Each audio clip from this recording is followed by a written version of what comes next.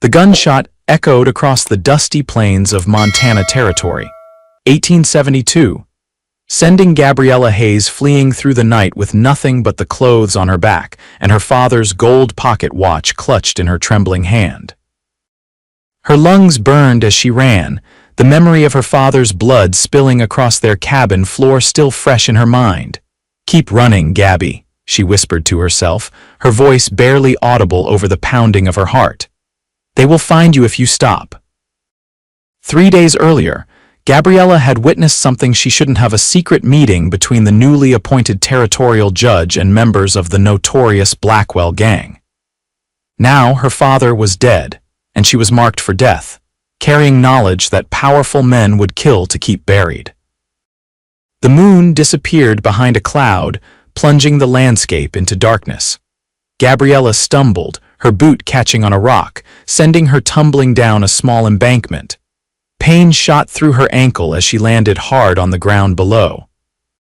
She bit her lip to keep from crying out, knowing that any sound might give away her position to the men who hunted her. In the distance, she could see the faint glow of lanterns from the small settlement of Whispering Pines. It wasn't much, a handful of buildings clustered around a single dirt street, but it represented her only hope of survival. Limping badly now, Gabriella forced herself forward. The voices of the territorial judge echoed in her mind. "Find her, kill her. She'll never be safe as long as she draws breath." The town was quiet as she slipped between buildings, searching for anywhere to hide. Most windows were dark, the decent folk of Whispering Pines long since retired for the night. Only the saloon showed signs of life, yellow light spilling from its windows along with the sounds of a piano and raucous laughter. Gabriella hesitated at the rear entrance of the saloon. She had been raised a proper lady, and places like this were forbidden to women of good standing. But proper ladies weren't hunted by killers, and proper ladies hadn't watched their fathers murdered before their eyes. She pushed open the door and slipped inside. The back room was cramped and filled with crates of whiskey and beer. Voices drifted through the thin walls from the main room. Gabriella sank down behind a stack of crates, drawing her knees to her chest, trying to make herself as small as possible. "I'm telling you, Sullivan, the girl is headed this way." The voice was rough, belonging to a man Gabriella recognized as one of the judge's hired guns. "Judge Blackwell wants her found by sunrise, or we're all answering for it." "What's so important about one girl?" This voice was different, deep and steady with a slight drawl. "She saw something she shouldn't have. That's all you need to know." "Seems to me that if the judge is sending his dogs after an innocent girl, maybe what she saw is exactly what folks should know." "You looking to die, Sullivan? Because that's the kind of talk that gets men buried." There was a long pause, and Gabriella held her breath, pressing herself further into the shadows. "I'm looking to finish my drink in peace," the man called Sullivan finally said. "So why don't you and your friends take your business elsewhere?" Heavy footsteps crossed the floor, followed by the sound of the saloon doors swinging open, then closed. Gabriella released her breath slowly, her entire body trembling with exhaustion and fear. She needed to move to keep running, but her body refused to cooperate. Her eyelids grew heavy, and despite her best efforts, she slipped into an uneasy sleep. She awakened to the feeling of being watched. Opening her eyes, she found herself staring into the face of a man crouched before her. Panic surged through her, and she scrambled backward, only to find herself cornered against the wall. "Easy now," the man said softly, raising his hands to show they were empty. "I'm not going to hurt you." He was tall and broad-shouldered, with dark hair that fell to his collar and a neatly trimmed beard that did little to soften the hard angles of his face. His eyes, though, were the warm brown of freshly turned earth after a spring rain. "Are you Gabriella Hayes?" he asked. She tensed, ready to bolt, though there was nowhere to run. "How do you know my name? Those men who were looking for you weren't exactly quiet about it." He offered a small smile. "I'm Samuel Sullivan. Most folks just call me Sullivan." "You're the man they were talking to," Gabriella said, recognition dawning. "The one who told them to leave." Sullivan nodded. "I don't much care for men who hunt women." He glanced toward the door. "They'll be back at first light with more men. Whatever you saw, they're mighty determined to make sure you don't tell anyone else." "I saw Judge Blackwell meeting with the Blackwell gang," Gabriella said, her voice barely above a whisper. "He's supposed to be prosecuting them, but he was giving them information about gold shipments. My father was the bank manager. He refused to cooperate with their scheme." Her voice broke. "They killed him right in front of me." Sullivan's expression darkened. "Judge Blackwell has half the territory in his pocket, including the sheriff in these parts." "Then I need to keep moving," Gabriella said, struggling to her feet. Her ankle protested, sending sharp pain up her leg. "You're hurt," Sullivan observed, "and exhausted. You won't make it 5 miles in your condition." "I don't have a choice," she said, fighting back tears of frustration. "They said I'll never be safe." Sullivan was quiet for a long moment, his gaze steady on her face. When he spoke, his voice was firm with resolve.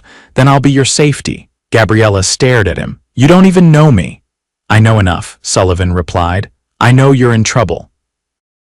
I know you're telling the truth. I've had my suspicions about the judge for some time, and I know I can help you." "Why would you risk your life for a stranger?" Sullivan's eyes grew distant. "Let's just say I've got my reasons for standing against men like Blackwell." He extended his hand to her.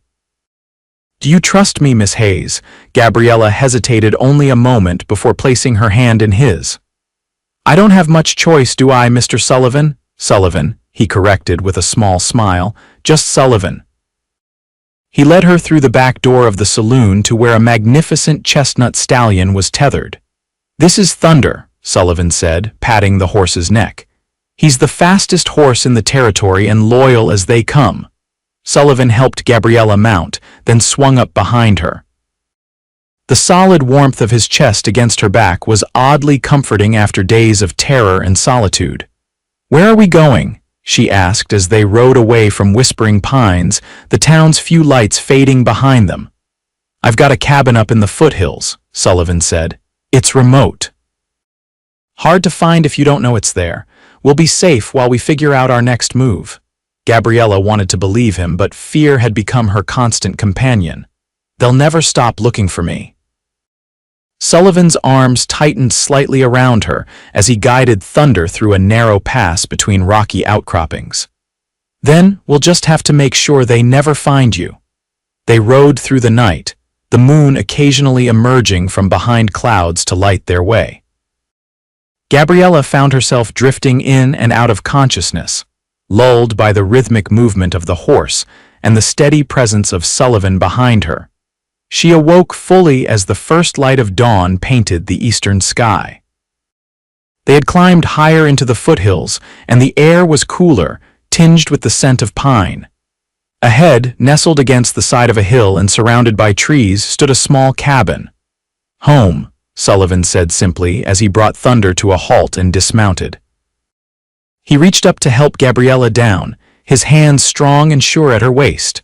Her legs nearly buckled when her feet touched the ground, her body stiff from the long ride and weakened by days without proper food or rest. Sullivan caught her before she could fall, one arm around her waist. "Easy now," he murmured. "Let's get you inside." The cabin was simple but well built, with a stone fireplace at one end and sturdy furnishings crafted by skilled hands. Sullivan helped Gabriella to a chair near the fireplace, then busied himself lighting a fire and putting coffee on to boil. "Are you hungry?" he asked, glancing over his shoulder at her. Gabriella nodded, suddenly aware of the gnawing emptiness in her stomach. "I haven't eaten since." She trailed off, unable to finish the sentence. Sullivan moved with quiet efficiency, preparing a simple meal of cornbread and jerky. "It's not much," he said as he set a plate before her, "but it'll keep your strength up until I can hunt properly." "It's perfect," Gabriella assured him, already taking a bite of the cornbread. "Thank you." Sullivan watched her eat for a moment, then turned away to tend to his horse. When he returned, Gabriella had finished her meal and was fighting to keep her eyes open. "There's a bed through that door," Sullivan said, nodding toward a small room off the main living area. "You should rest. No one knows about this place. You're safe here." Gabriella wanted to argue, to insist that they needed to keep moving, but exhaustion won out. She allowed Sullivan to lead her to the small bedroom, where a bed with a handmade quilt awaited. "I'll be right outside if you need anything," he promised as he backed toward the door. "Sullivan," Gabriella called as he turned to leave. He paused, looking back at her. "Thank you for everything." He nodded once, his expression unreadable, then pulled the door closed behind him. Gabriella sank onto the bed, her body heavy with fatigue. Despite her fear, despite the danger that still pursued her, she felt safer than she had in days. As she drifted off to sleep, her last thought was of Sullivan's steady voice making a promise she desperately wanted to believe. "Then I'll be your safety." The sun was high in the sky when Gabriella finally awakened. For a moment, she was disoriented, the unfamiliar surroundings causing a spike of panic until memory returned. Sullivan's cabin. Safety, at least for now. She rose from the bed, wincing as her weight settled on her injured ankle. It was better than the night before, but still tender. Moving to the small window, she peered out at the clearing around the cabin. Sullivan was there, chopping wood with powerful, efficient strokes. His shirt was off, revealing a broad back marked with scars that spoke of a hard life. Gabriella turned away from the window, feeling heat rise to her cheeks at having watched him unawares.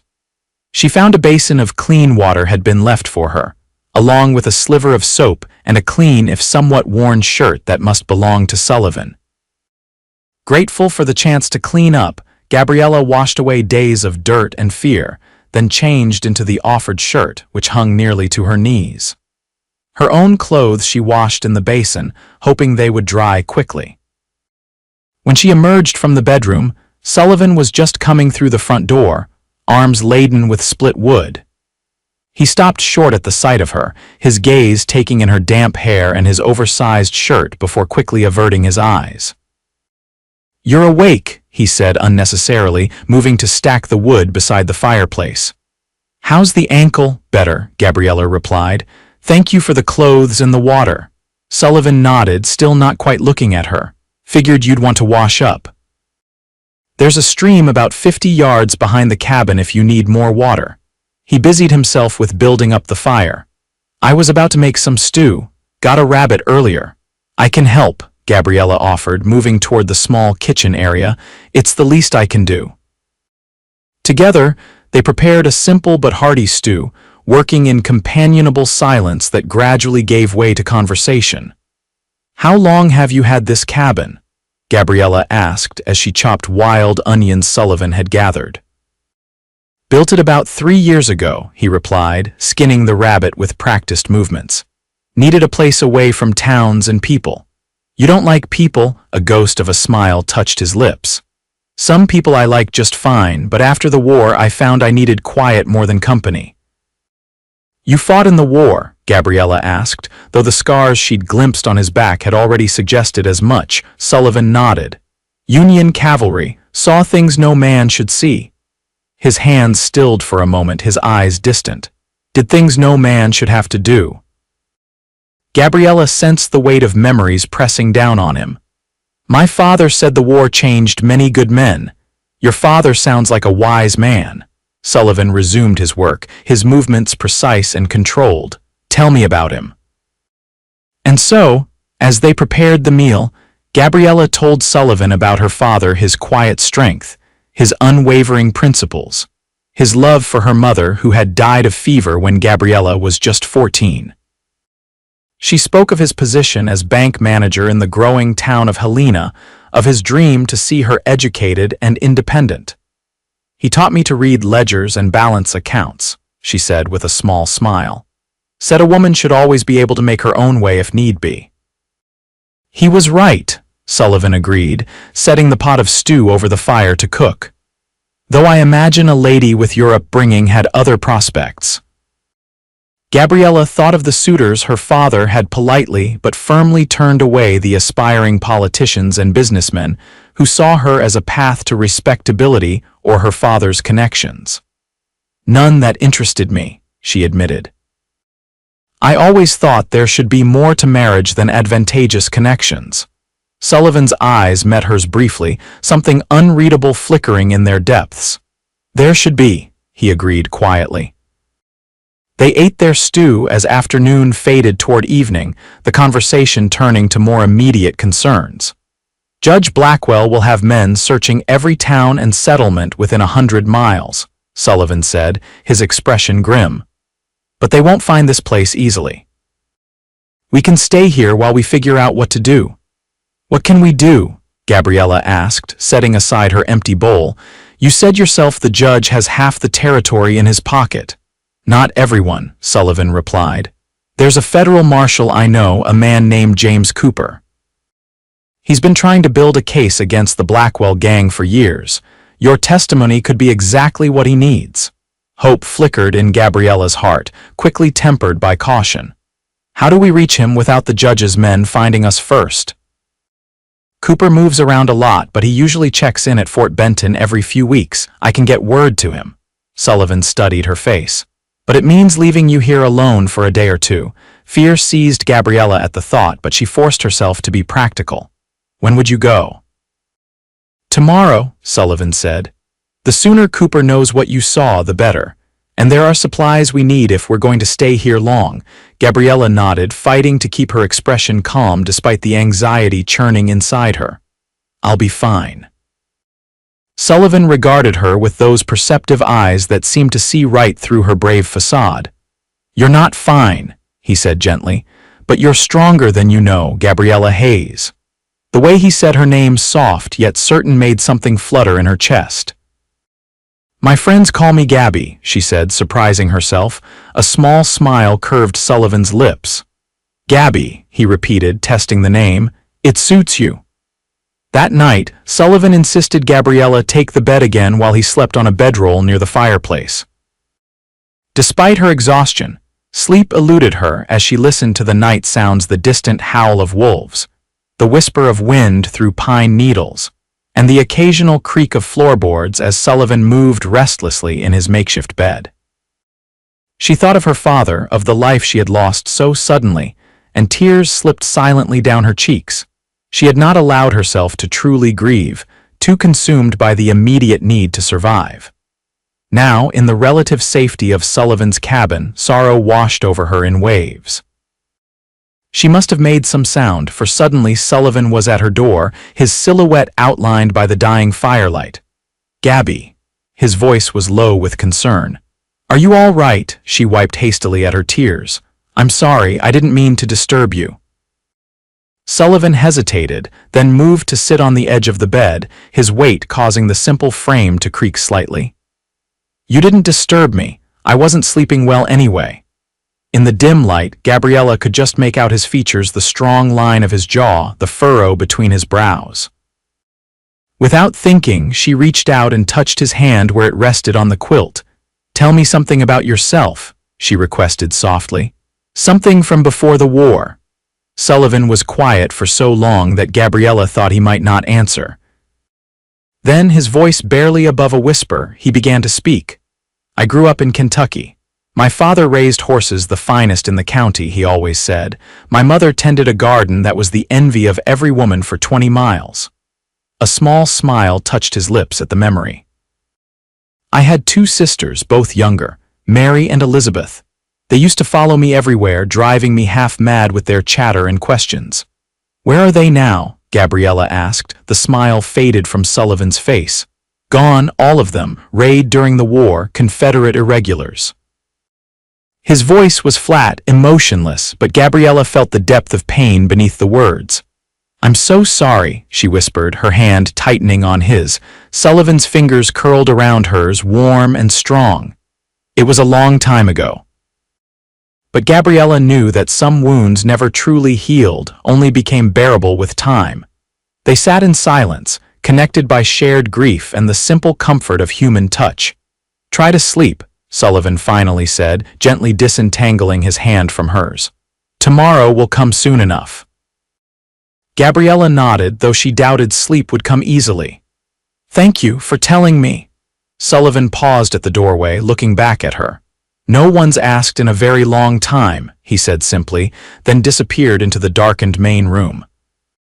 Morning arrived with pale light filtering through the cabin windows and the scent of coffee brewing. Gabriella dressed quickly in her now dry clothes and emerged to find Sullivan already preparing for his journey.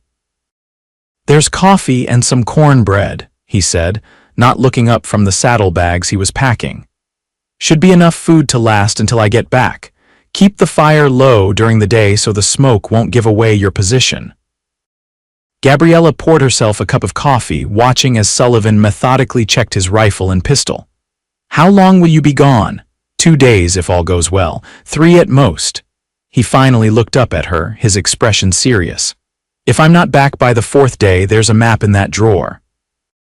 He nodded toward a small writing desk. "It shows a route to a missionary outpost about 15 miles east. The priest there, Father Thomas, is a good man. He'll help you."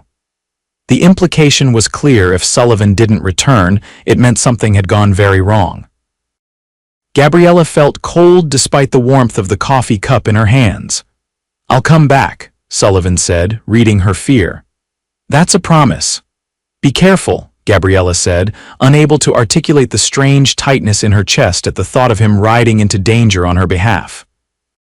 Sullivan nodded once, then resumed his preparations. An hour later, he was ready to depart. He hesitated at the door, looking back at Gabriella with an intensity that made her breath catch. "Bar the door behind me," he instructed. "Don't open it for anyone but me." "I'll knock 3 times, pause, then twice more so you know it's me." Gabriella nodded, committing the pattern to memory. 3, pause, 2. Sullivan regarded her for a moment longer, as if memorizing her face. Then, with a quick nod, he was gone, the door closing firmly behind him. Gabriella moved to the window, watching as Sullivan mounted Thunder and rode away, his broad shoulders straight, his posture alert. Only when he had disappeared among the trees did she slide the heavy wooden bar into place across the door. The cabin felt suddenly larger and emptier without Sullivan's presence. Gabriella busied herself tidying up, exploring the small space that was to be her sanctuary for the next few days. Sullivan lived simply, a few books well worn from repeated reading, tools and weapons maintained with meticulous care, handmade furniture that spoke of skill and patience. On a shelf near the bed, she found a small, tarnished silver frame containing a daguerreotype of a family, a stern-faced man with Sullivan's jaw, a gentle-looking woman, and 3 children, including a boy of perhaps 12 who had Sullivan's eyes. Gabriella carefully replaced the frame, feeling as though she had intruded on something deeply private. This cabin, she realized, was more than just a remote hideaway. It was the place where Sullivan kept his memories, both precious and painful. The day passed slowly. Gabriella kept the fire burning low as instructed, read from Sullivan's small collection of books, and watched the forest through the windows for any sign of movement. As darkness fell, she lit a single candle, keeping it away from the windows. She slept fitfully that night, startling awake at every creak and rustle. By morning she was exhausted but determined to keep her wits about her. She ate sparingly, mindful of making the food last, and continued her vigilant watch. The second day was harder. Restlessness set in, along with a growing anxiety about Sullivan's safety. Had he reached Fort Benton? Had he found Marshal Cooper? Or had Judge Blackwell's men intercepted him? By the 3rd day, Gabriella was pacing the cabin, her nerves stretched thin. She forced herself to focus on practical matters, checking supplies, ensuring the bar across the door was secure, keeping watch through the windows. It was late afternoon when she heard the distant sound of hoofbeats approaching. Gabriella's heart leaped to her throat as she peered cautiously through a gap in the curtains. Relief flooded through her as she recognized Sullivan's broad-shouldered figure astride Thunder. She hurried to the door, her hand on the bar, ready to slide it free at his signal. The hoofbeats grew closer, then stopped. There was silence for a moment, then came the knock, 3 sharp raps, a pause, then 2 more. Gabriella lifted the bar and pulled open the door. Sullivan stood there, hat in hand, his face weary but his eyes lighting up at the sight of her. "You're back," she breathed, unable to contain her relief. "I promised I would be," he replied simply, stepping past her into the cabin and setting down the saddlebags he carried. Gabriella noticed he moved stiffly, favoring his left side. "Are you hurt?" Sullivan shook his head dismissively. "Just a disagreement with some fellows who didn't want me reaching Fort Benton, nothing serious." But when he removed his coat, Gabriella gasped at the dark stain spreading across his shirt just below his ribs. "You're bleeding?" Sullivan glanced down as if surprised. "It's mostly stopped. Just opened up again on the ride back." "Sit down," Gabriella commanded, her fear for him overriding her usual deference. "Let me see." To her surprise, Sullivan complied without argument, sinking into a chair by the fire. Gabriella gathered clean cloths and water, then hesitated. "You'll need to remove your shirt," she said, a flush rising to her cheeks despite the seriousness of the situation. Sullivan unbuttoned his shirt with methodical movements, wincing slightly as he pulled the fabric away from the wound.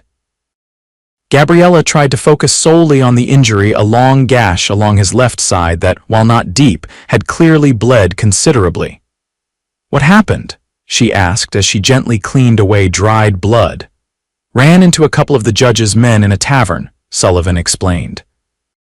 "They recognized me from Whispering Pines, asked too many questions about where I was headed." His jaw tightened. "They followed me out, one of them had a knife." Gabriella's hands stilled. "They could have killed you." "They tried," Sullivan said with grim humor. "They weren't very good at it." The implication hung in the air between them that the men who had attacked Sullivan were no longer a threat. Gabriella resumed her ministrations, her touch gentle but sure. "Did you find Marshal Cooper?" she asked, needing to focus on something other than the warm skin beneath her fingers or the steady rhythm of Sullivan's breathing. "I did.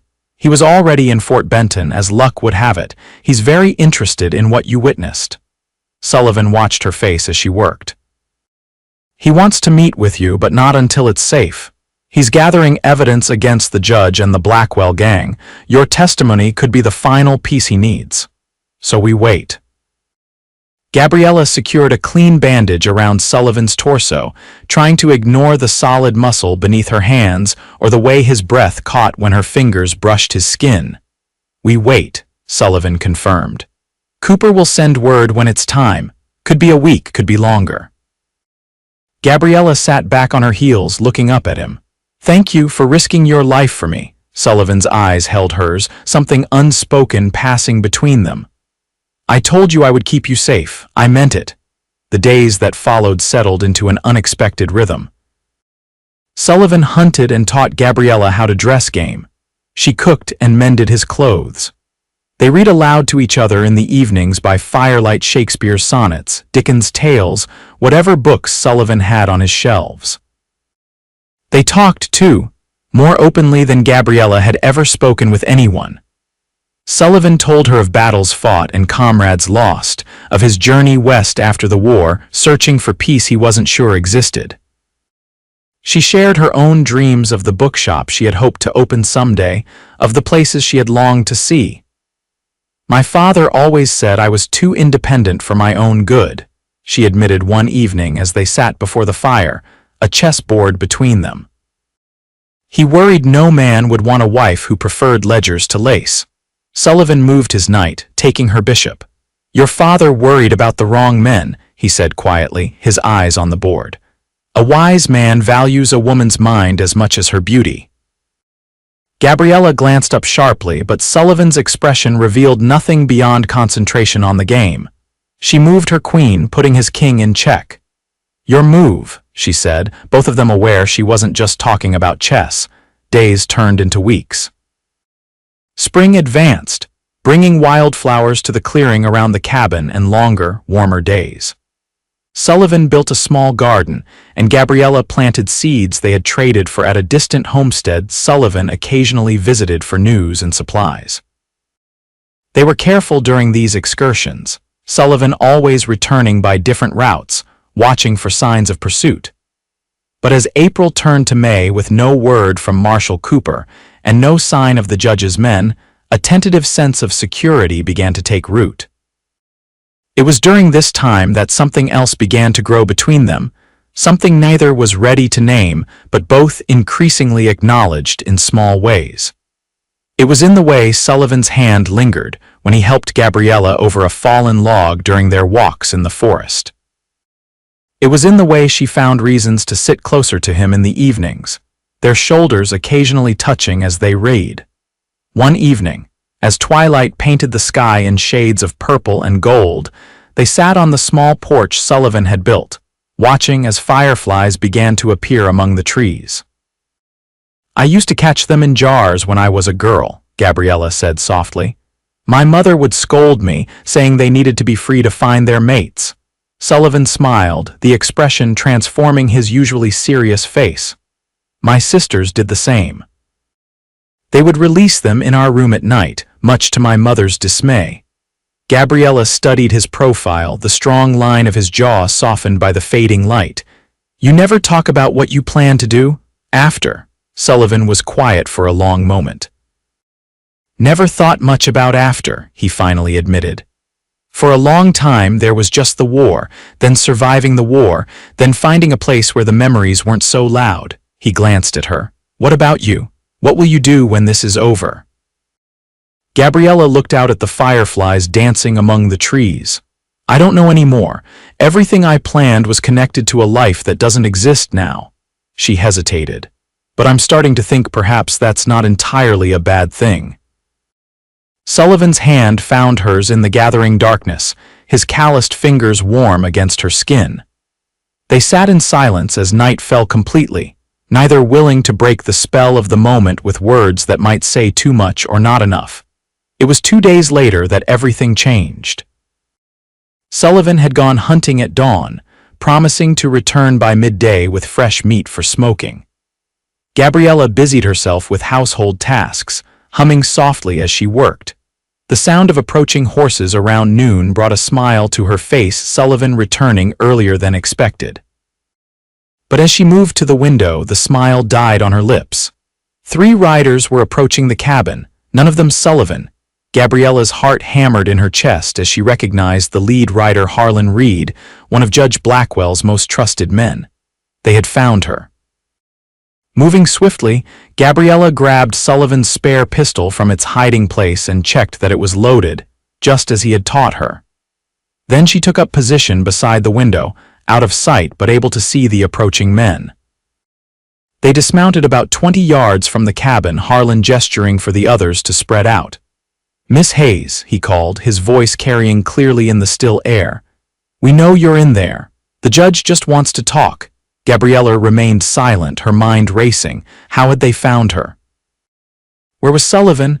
"No need to make this difficult," Harlan continued, taking a step toward the cabin. "Come out now and no one needs to get hurt." It was a lie and they all knew it. Judge Blackwell didn't want to talk, he wanted her silenced permanently. "Miss Hayes," Harlan's voice hardened. "You have until the count of 10 before we come in and get you." Gabriella tightened her grip on the pistol. She had 6 shots. There were 3 men. Sullivan had taught her to aim carefully, to make each shot count, but could she actually pull the trigger? Could she take a life, even to save her own? 1, 2. The sound of a rifle shot cracked through the air and one of Harlan's men crumpled to the ground. The other 2 dove for cover as a second shot kicked up dirt at Harlan's feet. "That was a warning," Sullivan's voice called from somewhere among the trees. "The next one won't be." Relief flooded through Gabriella. Sullivan had returned in time, positioning himself in the forest where he had a clear shot at the intruders.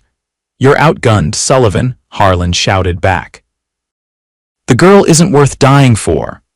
"That's where you're wrong," Sullivan replied, his voice steady. "Now get on your horses and ride out. Tell the judge his days of terrorizing this territory are numbered. You're a dead man." Harlan snarled, but he was already backing toward his horse, his remaining companion doing the same. They mounted quickly, the companion dragging the body of their fallen comrade across his saddle. "This isn't over," Harlan called as they rode away. "The judge has men all over the territory." You'll never be safe. Gabriella watched until they disappeared from sight, her entire body trembling with the aftermath of fear and adrenaline. It was several minutes before Sullivan appeared at the edge of the clearing, rifle in hand, his expression grim. "Are you all right?" he asked as he reached her, his eyes scanning her for any sign of injury. Gabriella nodded, unable to speak past the lump in her throat. Sullivan set aside his rifle and pulled her into his arms, holding her tightly against his chest. "I thought I'd lost you," he murmured into her hair. "When I saw their tracks crossing mine, I thought I might be too late." Gabriella clung to him, the solid strength of him anchoring her against the tide of fear that threatened to overwhelm her. "How did they find us?" Sullivan's arms tightened around her. "I don't know. But they'll be back, and with more men next time." He drew back slightly, his hands framing her face. "We need to leave. Now." They packed quickly, taking only what was essential: food, weapons, a change of clothes. Sullivan saddled Thunder, then helped Gabriella mount. He took one last look at the cabin that had been their sanctuary before setting it ablaze. "They'll follow the smoke," he explained as he mounted behind her. "By the time they realize we're gone, we'll have a good head start." They rode hard through the afternoon and into the evening, following game trails and stream beds to mask their tracks. Gabriella's back ached from the pace and the tension, but she didn't complain. She understood the necessity of putting as much distance as possible between themselves and their pursuers. As darkness fell, Sullivan finally slowed their pace, guiding Thunder into a dense copse of trees beside a small stream. "We'll rest here for a few hours," he said, his voice rough with fatigue. "Can't risk a fire, though." They ate a cold meal of jerky and hard biscuits, sharing Sullivan's canteen of water. The night was cool and Gabriella shivered despite her jacket. "Come here," Sullivan said, settling with his back against a tree and opening his arms to her. Gabriella hesitated only briefly before nestling against him, her head tucked under his chin, his coat wrapped around them both. "Where are we going?" she asked, her voice barely above a whisper. "There's a place about 2 days' ride from here. An old trading post run by a friend of mine, a man named Caleb Winston. He's no friend of the judge. We'll be safe there while I try to get word to Marshal Cooper." Gabriella nodded, too exhausted to question further. The steady rhythm of Sullivan's heartbeat beneath her ear was oddly comforting, and despite the hard ground and the danger that pursued them, she soon drifted into sleep. She awakened to Sullivan gently shaking her shoulder. The sky was just beginning to lighten with the first hint of dawn. "We need to move," he said quietly. "I heard riders to the south about an hour ago." They continued their journey, stopping only briefly to rest and water Thunder. Sullivan was vigilant, constantly scanning their surroundings for signs of pursuit. By late afternoon, they had reached a series of rocky bluffs that offered some protection and a vantage point to watch their back trail. "No sign of them," Sullivan said as he returned from scouting. "But that doesn't mean they're not out there." They made camp in a shallow cave, Sullivan allowing a small fire now that they were farther from the cabin and in more defensible terrain. As they sat side by side, sharing a rabbit Sullivan had snared, Gabriella found herself studying his profile in the flickering light. "You could have left," she said suddenly. "When you saw them at the cabin, you could have hidden in the forest and let them take me. It would have been safer for you." Sullivan turned to look at her, his expression unreadable. "That was never an option." "Why?" Gabriella pressed, needing to understand what drove this man to risk everything for her. "Why are you doing all this?" Sullivan was quiet for so long that Gabriella thought he might not answer. When he finally spoke, his voice was low and rough with emotion. "When the war ended, I came west with nothing but ghosts for company. I built that cabin, hunted, trapped, kept to myself, existed more than lived." His eyes found hers in the firelight. "Then you came along, running for your life, brave despite your fear. And something inside me that had been dead for a long time started to wake up." Gabriella's breath caught in her throat at the raw honesty in his words. Sullivan reached out, his fingers brushing a strand of hair from her face with a gentleness that belied his strength. "I told you I would be your safety," he continued. "What I didn't say was that you've become mine as well. For the first time in years, I have something to fight for besides memories." Gabriella leaned into his touch, her heart pounding with emotions she had been trying to deny for weeks. "I'm afraid," she admitted softly.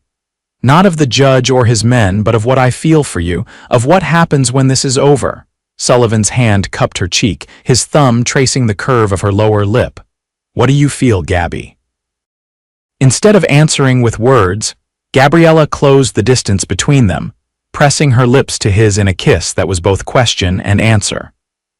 Sullivan's response was immediate, his arms drawing her closer as the kiss deepened, speaking volumes about feelings too complex for simple words. When they finally broke apart, both breathless, Sullivan rested his forehead against hers. "Whatever happens," he promised, "we face it together." They reached the trading post late the next day, a collection of log buildings surrounded by a wooden palisade in a clearing beside a river. Sullivan was greeted warmly by a tall, gray-haired man with a booming laugh and a firm handshake. "Sullivan, you old wolf," Caleb Winston exclaimed. "Been wondering when you'd show your face again." His shrewd eyes took in Gabriella, still mounted on Thunder. "And who might this lovely lady be?" "Gabriella Hayes," Sullivan replied, helping her dismount. "She's under my protection, Caleb. We need a safe place to stay for a while." Caleb's expression grew serious as he took in Sullivan's grim tone and the way he positioned himself slightly in front of Gabriella. "Judge Blackwell's men were through here 3 days ago, asking questions about a woman matching her description. Didn't like the look of them, so I sent them on a false trail north." "Thank you," Gabriella said, grateful for this stranger's discretion. Caleb nodded, then gestured toward the largest building. "Come inside. Got stew on the fire and news you'll want to hear." The trading post's main building was warm and well-furnished, with pelts on the floors and walls lined with shelves of supplies. A young Native American woman was stirring a pot over the fire, and she smiled shyly at their entrance. "My wife, Morning Star," Caleb introduced her proudly. "Best cook in the territory and the reason I'm still alive after all these years of foolishness." Morning Star rolled her eyes at her husband's words but served them generous bowls of venison stew with freshly baked bread. As they ate, Caleb shared what he knew. "Marshal Cooper was through here about a week ago," he said, lowering his voice though there was no one else present. "Said he was close to having enough evidence to move against Judge Blackwell and the Blackwell gang, something about bank records and witness testimonies." Sullivan leaned forward, his bowl forgotten. "Did he leave any message for me?" Caleb nodded, reaching into his shirt pocket and withdrawing a folded piece of paper. "Said to give you this if you showed up." Sullivan read the note quickly, his expression clearing. "Cooper wants us to meet him in Copper Creek in 5 days. He's gathered enough evidence to present to the territorial governor, but he needs Gabby's testimony to complete the case. Copper Creek is 2 days' ride from here," Caleb said. "But you'll want to be careful. The judge's men are searching everywhere for you too." "We'll leave at first light," Sullivan decided, glancing at Gabriella for confirmation. She nodded, exhausted but determined. Caleb showed them to a small cabin at the edge of the trading post compound. "It's not much," he apologized, "but it's private and the bed's clean." "It's perfect," Gabriella assured him. "Thank you for your kindness." After Caleb left, Sullivan moved to check the windows and door, his vigilance undiminished despite the relative safety of the trading post. Gabriella watched him, noting the tension in his shoulders and the way his hand never strayed far from his pistol. "You should rest," she said gently. "I'll take first watch if you like." Sullivan shook his head, a small smile touching his lips. "Always the brave one," he said. "But I'm too restless to sleep just yet. You take the bed." Gabriella crossed to him, placing her hand on his arm. "We both need rest, Sullivan, and the bed is big enough for 2. His eyes darkened at her words, but he shook his head again. "Not like this, Gabby. Not when we're running for our lives and exhaustion is clouding our judgment." He covered her hand with his own. When this is over, when you're truly safe and can make your choice without fear driving your decisions, then ask me again." Gabriella understood his reasoning, even as part of her ached at the distance he imposed. It was yet another example of the honor that defined him, the same honor that had driven him to protect her at the risk of his own life. "Very well," she conceded, "but at least lie down beside me." "Just to rest." Sullivan hesitated, then nodded. They lay together on the narrow bed, fully clothed, his arm around her waist, her head pillowed on his shoulder. Despite his protestations of restlessness, Sullivan was asleep within minutes, the lines of worry smoothing from his face. Gabriella watched him for a while, memorizing the contours of his face before sleep claimed her as well. They left the trading post at dawn, Caleb providing them with fresh supplies and Morning Star pressing a small beaded pouch into Gabriella's hand. "For protection," she said in softly accented English, "and for love." They traveled cautiously, Sullivan choosing less traveled paths and frequently checking their back trail. The journey to Copper Creek was tense but uneventful, and they arrived late on the second day. Copper Creek was larger than Whispering Pines, but still small by Eastern standards, a single main street lined with businesses, a church at one end, and a scattering of homes radiating outward. Sullivan led them to a small boarding house on the outskirts of town, where an elderly woman greeted him with a warm smile. "Samuel Sullivan," she exclaimed. "It's been too long." "Hello, Mrs. Porter," Sullivan replied, his usual reserve softening. "We need a room if you have one available, Mrs." Porter's eyes flicked to Gabriella, then back to Sullivan, a question in her gaze. Sullivan cleared his throat. "Miss Hayes is under my protection," he explained. "She's in danger and we're meeting Marshal Cooper tomorrow." Understanding dawned in the older woman's eyes. "I have a room at the back of the house," she said. "Nice and private with its own entrance, and I know when not to notice comings and goings." "Thank you," Gabriella said gratefully as Mrs. Porter led them through the house to a small but clean room with a bed, a washstand, and a chair. "Dinner's in an hour," Mrs. Porter informed them. "I'll bring it to your room, less chance of being seen that way." Once they were alone, Sullivan removed his hat and ran a hand through his hair, his fatigue evident in the slump of his shoulders. "Get some rest if you can," he said. "Tomorrow will be a long day." Gabriella moved to stand before him, reaching up to touch his face gently. "We're close, Sullivan. This will soon be over." He caught her hand, pressing a kiss to her palm that sent warmth spiraling through her. "And then what, Gabby?" he asked, his voice rough with emotion. "What happens when you're no longer in danger and no longer need my protection? I'll always need you," she replied without hesitation. "Not for protection, but because you've become essential to me, like breathing." Sullivan pulled her into his arms, holding her tightly as if afraid she might disappear. "When I saw those men at the cabin," he murmured against her hair, "I realized something. I realized I can't lose you, that whatever future awaits me, I want you in it." Gabriella leaned back slightly, looking up into his face. "Is that a proposal, Samuel Sullivan?" A smile touched his lips at her use of his full name. "Not yet," he said, his fingers tracing the curve of her cheek. "But a promise. Once this is over, once you're truly safe, I'll ask properly." "If you'll let me." Gabriella's answer was to rise on her tiptoes and kiss him, pouring all her feelings into the gesture. Sullivan responded in kind, his arms tightening around her, the kiss deepening until they were both breathless. A knock at the door broke them apart. "Mrs. Porter's voice called that dinner was ready. They shared a smile, the promise of after hanging between them like a beacon of hope. The meeting with Marshal Cooper was set for noon the following day at the town's small church. Sullivan insisted on arriving early, checking the building and the surrounding area for any sign of danger. The church was empty save for a tall, lean man in a marshal's coat who rose from a pew as they entered. "Sullivan," he greeted, extending his hand. "Good to see you in one piece." His gaze shifted to Gabriella. "And you must be Miss Hayes. I'm James Cooper, U.S. Marshal. I've heard a lot about you." "Marshal," Gabriella acknowledged, shaking his hand. Sullivan says you're building a case against Judge Blackwell. Cooper nodded, gesturing for them to sit. I've been gathering evidence for months. Bank records showing suspicious deposits after gold shipments were robbed. Witness testimonies about the judge's association with known members of the Blackwell gang. But what I've been missing is someone who can directly link the judge to the gang's criminal activities. I saw them together, Gabriella confirmed. The judge was giving them information about upcoming gold shipments from the bank where my father worked. Cooper's expression was grim but satisfied. That's exactly what I needed.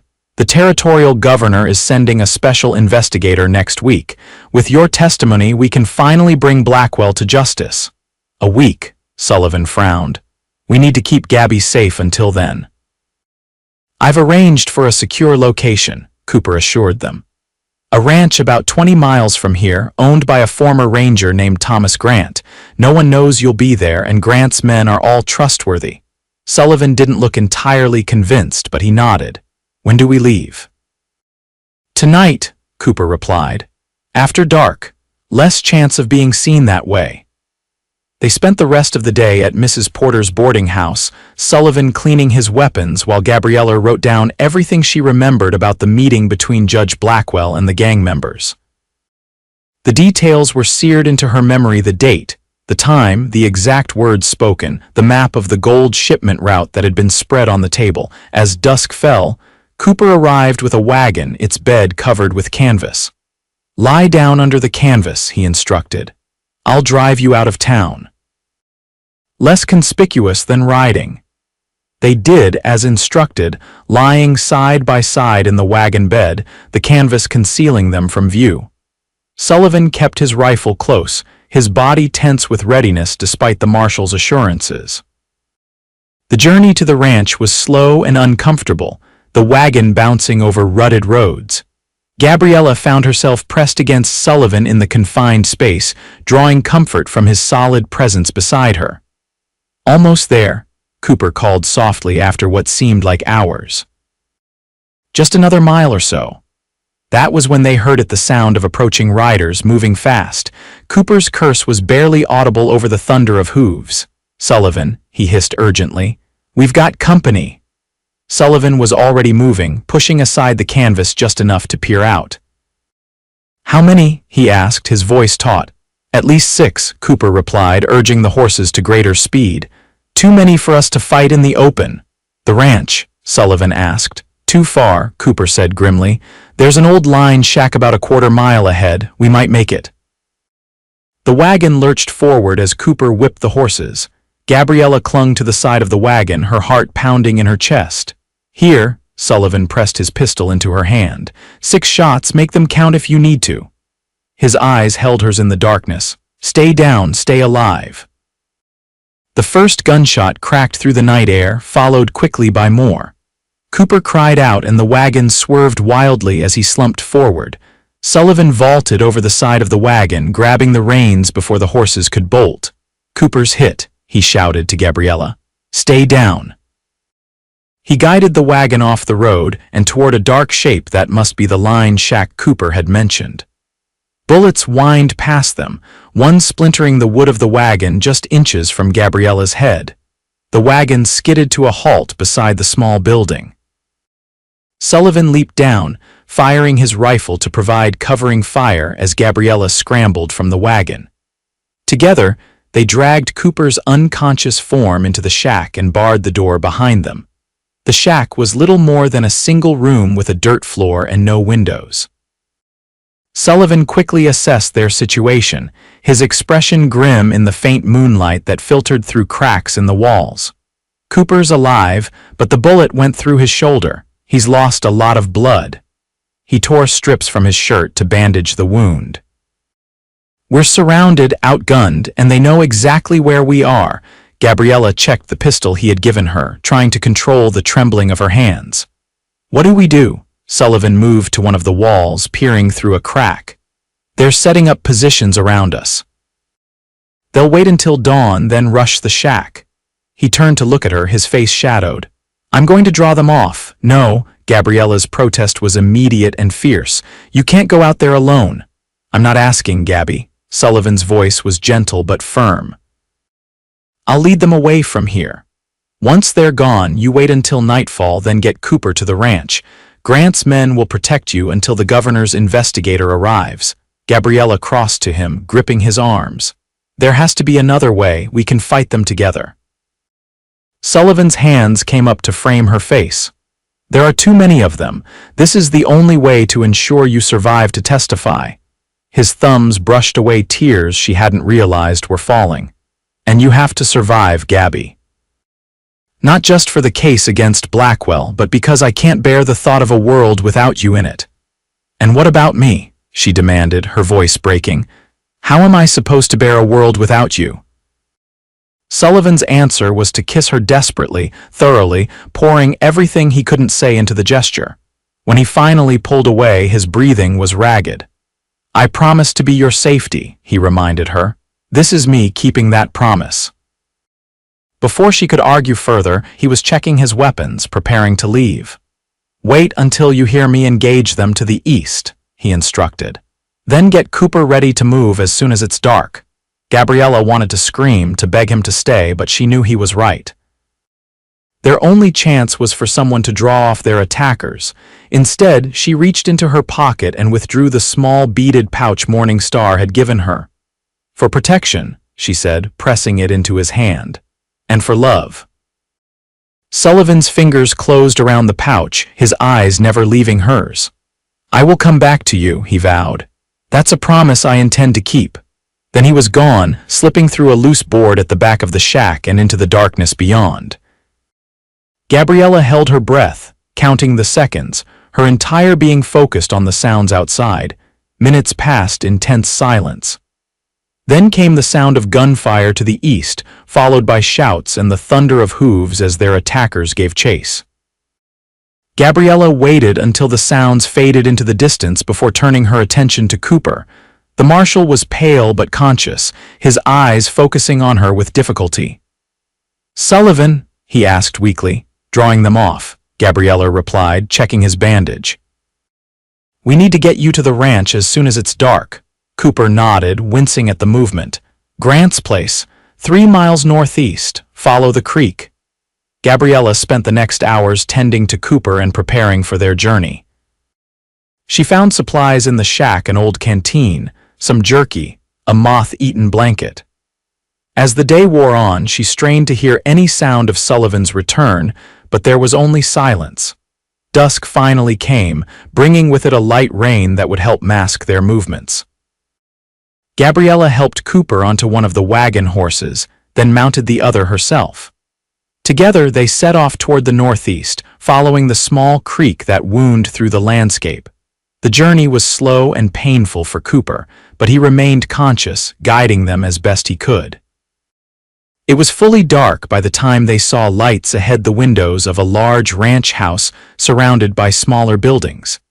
They were met at the gate by armed men who lowered their weapons when Cooper identified himself. Thomas Grant, a weather-beaten man with kind eyes, helped the marshal from his horse. "Where's Sullivan?" he asked, looking past Gabriella as if expecting to see him. "He led Blackwell's men away from us," Gabriella explained, her voice tight with worry. "That was hours ago." "He should have been back by now." Grant's expression grew grave. "My men will look for him at first light. For now, let's get you both inside and taken care of." The ranch house was warm and well-appointed, with a large main room dominated by a stone fireplace. Mrs. Grant, a capable woman with silver-streaked dark hair, tended to Cooper's wound and showed Gabriella to a room where she could rest. But rest was impossible. Gabriella paced the small room, pausing frequently at the window to search the darkness for any sign of Sullivan. As the hours passed and dawn approached with no word, her fear grew into a gnawing dread. "He's alive," she told herself firmly. "He promised he would come back." The first rays of sunlight were just breaking over the horizon when she heard a commotion in the yard below. Rushing to the window, she saw Grant's men gathered around a horse and rider. Her heart leaped to her throat as she recognized Thunder, and the slumped figure in the saddle Sullivan. Gabriella ran from the room and down the stairs, pushing past startled ranch hands to reach him as he was being helped from the saddle. His shirt was torn and blood-stained, his face pale beneath a layer of dirt and sweat, but his eyes were alert and searching until they found her. "Told you I'd come back," he said weakly, attempting a smile that turned into a grimace of pain. Gabriella was at his side instantly, supporting him as Grant's men helped him toward the house. "What happened? Where are you hurt?" "Took a bullet in the leg," Sullivan admitted. "But I led them on a merry chase before losing them in the hills. Don't think they'll be finding this place anytime soon." Inside, Mrs. Grant examined Sullivan's wound, a clean shot through the meaty part of his thigh. "You're lucky," she pronounced. "Missed the bone and major blood vessels. You'll be sore for a while, but it should heal clean." As she worked to clean and bandage the wound, Sullivan kept his eyes on Gabriella, as if reassuring himself that she was truly safe, only when Mrs. Grant had finished and left them alone did he reach for her hand, drawing her close to the bed where he lay. "I thought I'd lost you," Gabriella admitted, her voice breaking as the fear and tension of the past hours finally caught up with her. Sullivan's hand tightened around hers. "Never," he promised. "It would take more than a few of Blackwell's thugs to keep me from coming back to you." For the next 3 days, Sullivan recovered his strength while Cooper coordinated with the territorial governor's office via telegraph. Gabriella rarely left Sullivan's side, reading to him, helping him exercise his injured leg, simply being present as a reminder of what they were fighting for. On the 4th day, word came that the governor's investigator had arrived in Copper Creek with a contingent of federal marshals. Cooper, his shoulder healing well, prepared to take Gabriella's written testimony into town. "You both should stay here," he advised Sullivan and Gabriella. "The ranch is secure, and there's no need to risk being seen until we're ready to make arrests." Sullivan nodded his agreement, though Gabriella could tell he chafed at not being part of the action. His protective instincts were strong, and the idea of her testimony being used without him present to ensure her safety clearly troubled him. "Cooper knows what he's doing," she reassured him as they watched the marshal ride away. "And the sooner Judge Blackwell is arrested, the sooner we can think about that future you promised me." Sullivan's arm tightened around her waist. "I haven't forgotten that promise," he said softly. "Though I'm not sure what I have to offer a lady like you. I'm just a man with a burned-down cabin and too many ghosts." Gabriella turned in his arms to face him. "You offered me safety when no one else would," she reminded him. "You offered me your heart when I thought mine was broken beyond repair. That's more than enough for me." The kiss they shared was a renewal of promises made and kept, a bridge between the danger of their past and the hope of their future. 2 days later, Cooper returned with news that sent waves of relief and vindication through the ranch. Judge Blackwell and the leaders of the Blackwell gang had been arrested, their operations exposed by Gabriella's testimony and the evidence Cooper had gathered. The territorial governor had issued a formal commendation for Gabriella's courage and appointed a new judge to oversee the trials. "It's over," Cooper told them, his weathered face breaking into a rare smile. "You're free to go wherever you want, do whatever you want." That night, after a celebration dinner with the Grants and Cooper, Sullivan and Gabriella walked in the ranch's garden, the stars bright overhead and the future spreading before them like an uncharted wilderness. "So," Sullivan said, his hand warm around hers. "What does freedom look like to you, Gabby?" Gabriella considered the question seriously. "I still want that bookshop," she admitted. "Perhaps in one of the growing towns where families are settling and children need education." She glanced up at him. "But mostly, freedom looks like waking up beside you every morning and falling asleep in your arms every night." Sullivan stopped walking, turning to face her fully. In the moonlight, his expression was solemn, but his eyes were filled with a light she had come to recognize as love. "I have something to ask you," he said, his voice steady despite the nervousness she could feel in the slight tremor of his hand. I promised I would ask properly when you were truly safe. Gabriella's heart beat faster as Sullivan, mindful of his healing leg, lowered himself carefully to one knee before her.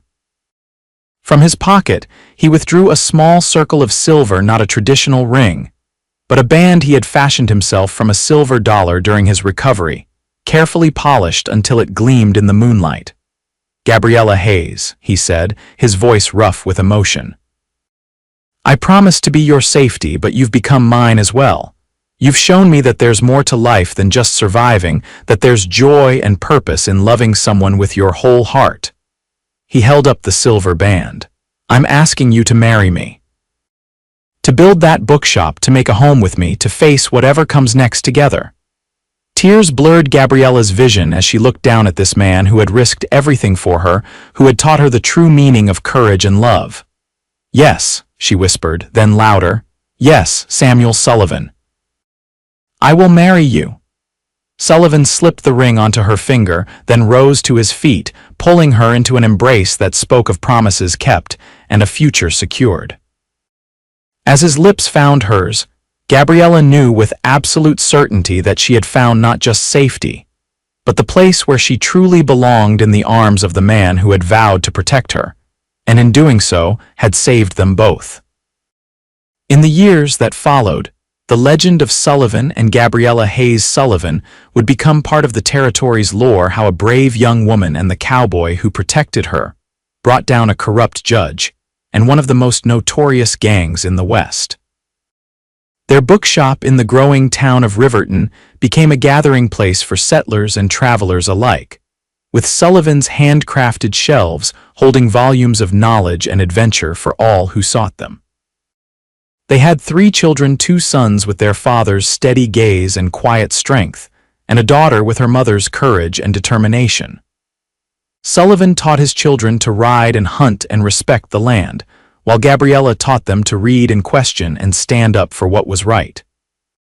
And each night, as they retired to the home they had built together, Sullivan would take Gabriella's hand, the hand that still wore the silver band he had made for her, and thank whatever fate or providence had brought her into his life that night in Whispering Pines, when a frightened young woman had needed protection, and a lonely man had found his purpose in 4 simple words.